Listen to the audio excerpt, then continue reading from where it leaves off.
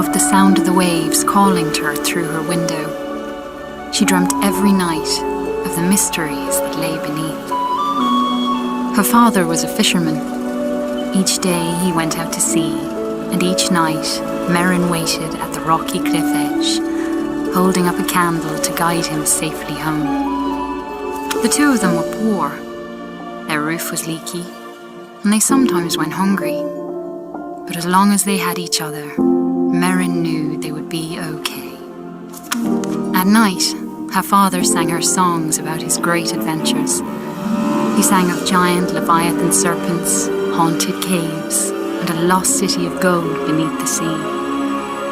Merrin knew the stories weren't real, but she loved to listen to them. She drifted off to sleep, imagining the wonders of the world below. And her life continued that way, simply and happily, until one night, her father didn't return. Merrin held up her candle at the cliff's edge all through the night, staring out at the empty sea.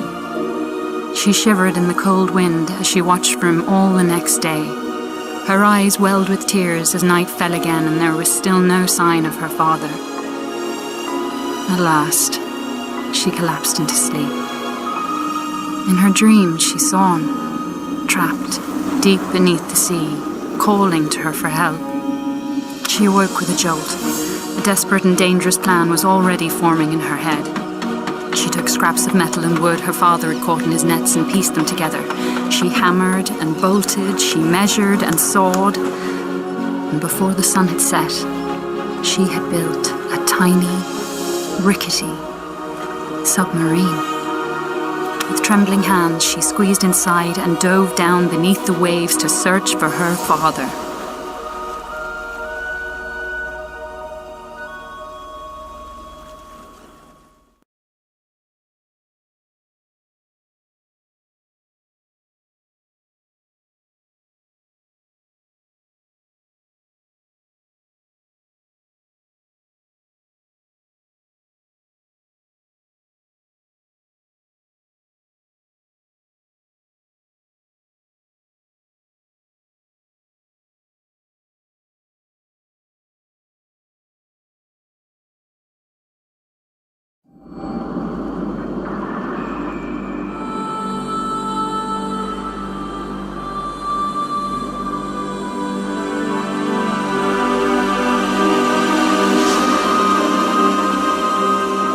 Beneath the waves shimmered with mystery.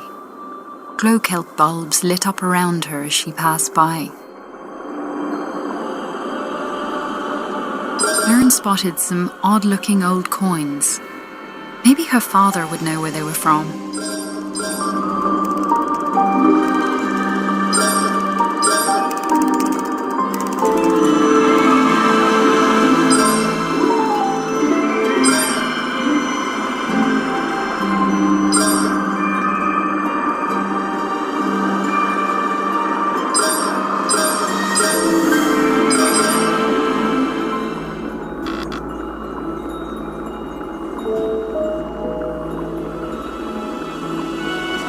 Eerie light flickered and danced on the sea floor like an underwater fire.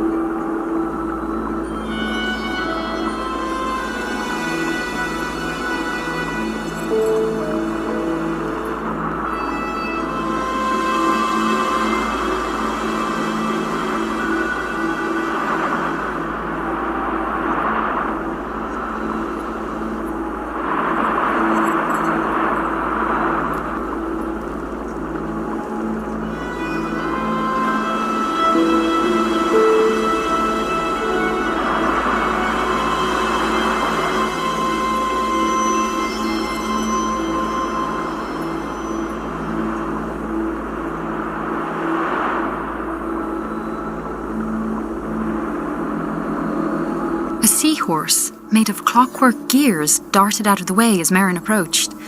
She wondered who could have built such a curious creature.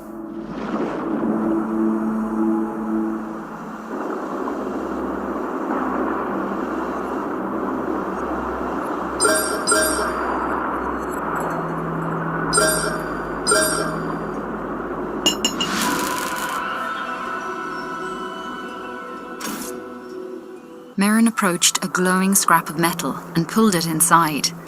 It was claw-shaped and had a strong magnetic pull. She took out her tools and attached it to a firing mechanism on her steering column.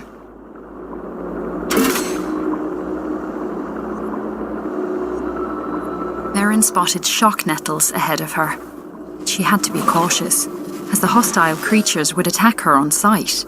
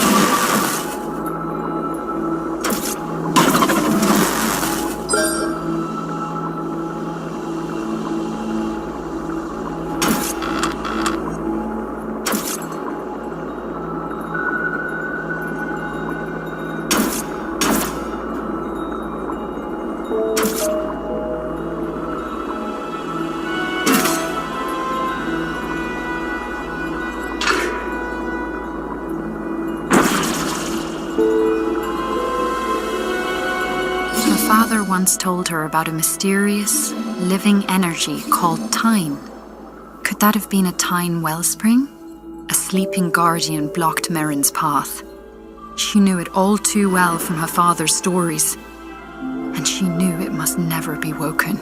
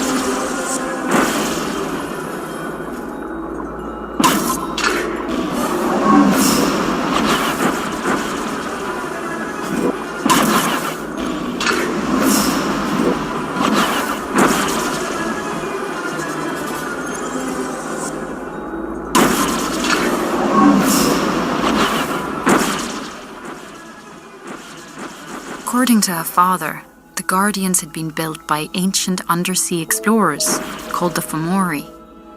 Merrin always thought the Fomori were a myth. Now she wondered if her father's other stories might be true.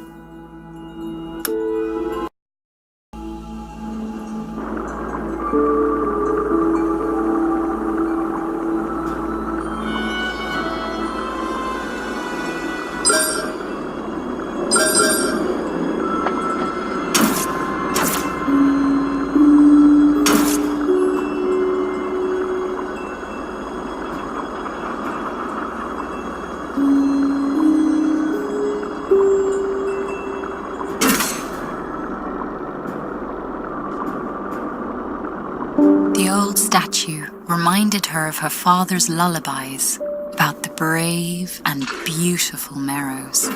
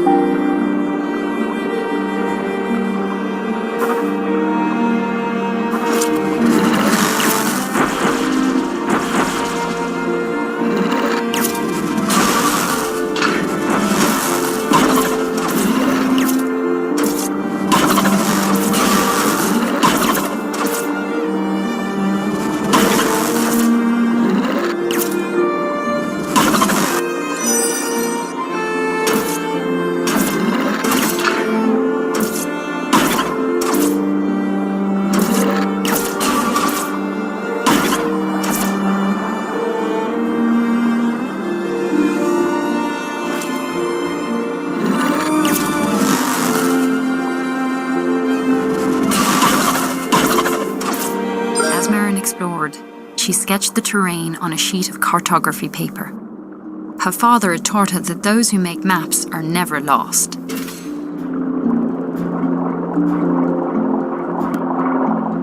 A huge hermit crab watched Merrin from a rocky ledge.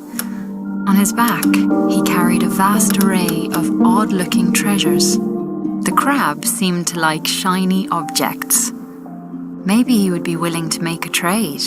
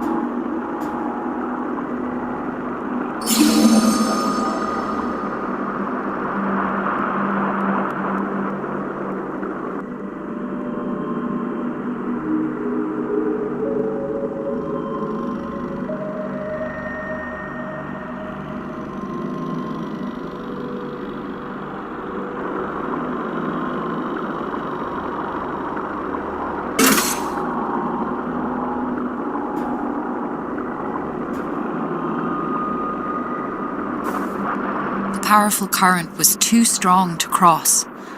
Merrin's submarine would need greater thrust before it could go back.